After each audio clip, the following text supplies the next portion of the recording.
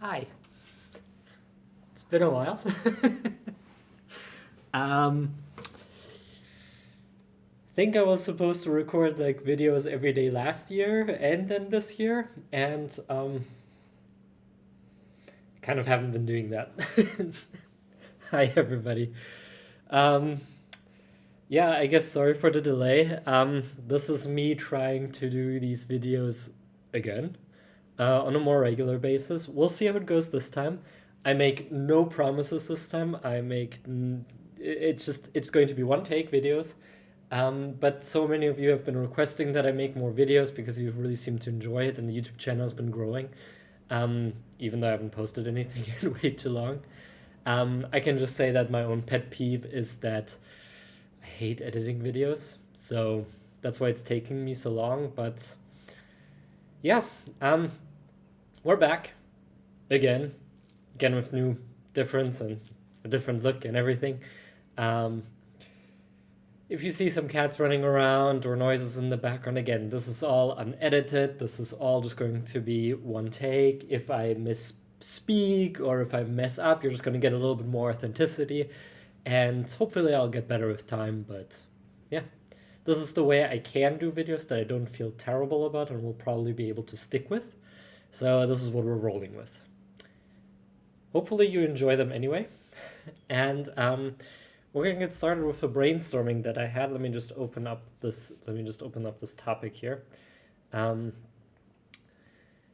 so today we're going to talk about taking the advices that help, because everything counts and nothing makes or breaks it, or nothing makes or breaks your success or your life. So what I mean by this is you'll likely come across thousands of self-improvement videos and articles. You've probably read a lot of my articles if you're here.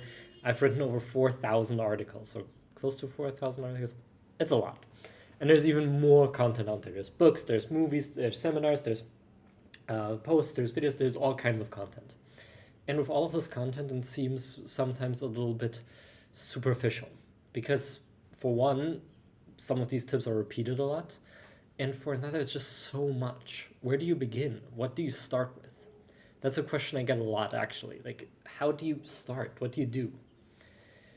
And the way people think that self improvement works is that you just have a few tips that work really well for everybody. And that's not the case. Most of the time, the general rule of thumb is that 50% of the tips that you see will work for you 50% of the time. So when you read something, let's say you read a post by maybe a writer on Quora or Medium.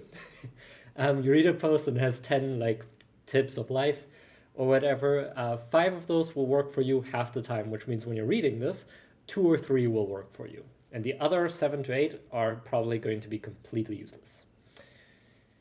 Do not take those advices.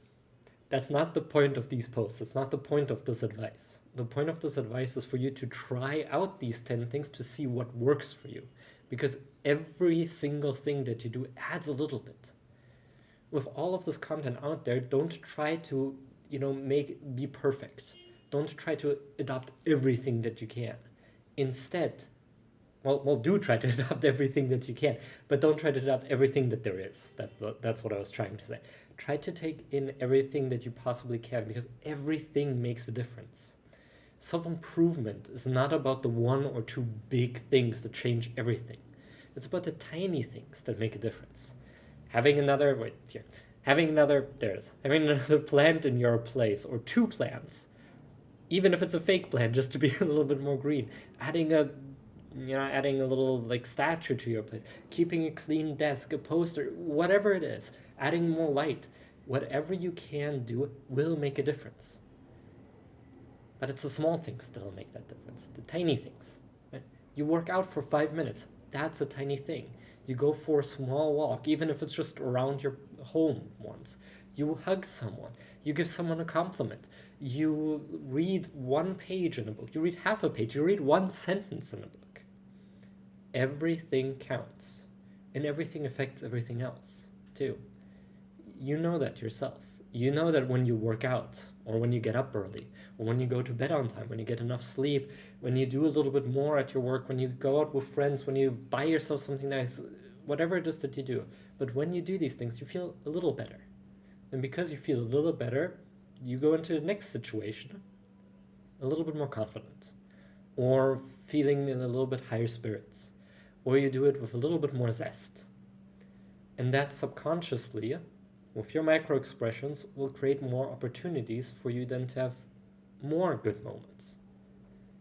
It's a snowball. It's an avalanche that starts. And it starts with one thing. One thing leads to another thing, leads to two things, leads to another two things, leads to maybe another two things, which then leads to 3 or 4 or 5, and eventually it just ramps up. If you take a look at, for example, successful people, whether it's athletes, actors, or whoever else is really a high performer, you'll see this in action. They did not start out at the level they're at. No athlete started out performing or training at the level they're training at now. But they worked a little harder, and then a little harder, and then a little harder. And professional athletes, Michael Phelps, Cristiano Ronaldo, all of these big names, they start to make their entire life in support of the activity that they do.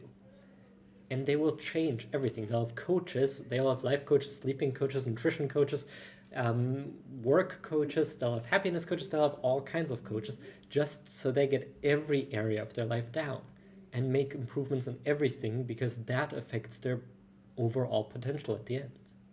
Of course, the training is still going to be the most important fact, but everything makes a difference. And you just can't train 16 hours a day. That's not good for you. So you have to try to maximize the little things that you do. And something like a clean space, even if it's just cleaning your home, you know how that makes you feel. When you're too stressed about everything, a clean office, a clean home will maybe make that little bit of a difference that's enough for you to get motivated to actually get started. But when it's dirty, when it's a giant mess around everywhere, it's so much stuff, right? And you just get burned looking at it. And that, in large, is what makes these differences. So when you're looking at life through this perspective, it's kind of like you're trying to fill a glass or a jar with positive things. I always imagine those little, I don't know if you know this, those little balls that if you fill them with water become like really glibbery, and if you put a lot of them in, it just looks like water. Or if you put them in water, they just seem to disappear. Let's say you have 2 colors of that, right? And you pour in one color of those. That's the negative color. And then most people try to just grab them out and throw them away. Well, actually, let me make a different example. See, this is what I mean with me just doing one take. Let's say it's paint. Let's say you have 2 colors for paint. Let's say you have red and yellow. Red is the bad stuff, yellow is the good stuff. And you put them together in one bucket. You have orange. What most people will try to do is they'll try to take the red out of that orange. And if you know anything about paint, that's pretty hard. But instead, if you just keep pouring on yellow, eventually that orange will become more and more yellow. It'll overflow, eventually the bucket will overflow, but it'll flush out that negative stuff over time. Now, it will never be completely gone, and that's another facet of life. There will always be more to improve upon or something else to change. But it'll keep making it better and better and better the more things you add. Don't try to take away the negatives. At least don't put all your attention on it. Instead, try to flush it out with so many positive things that you don't have time to worry about the negatives.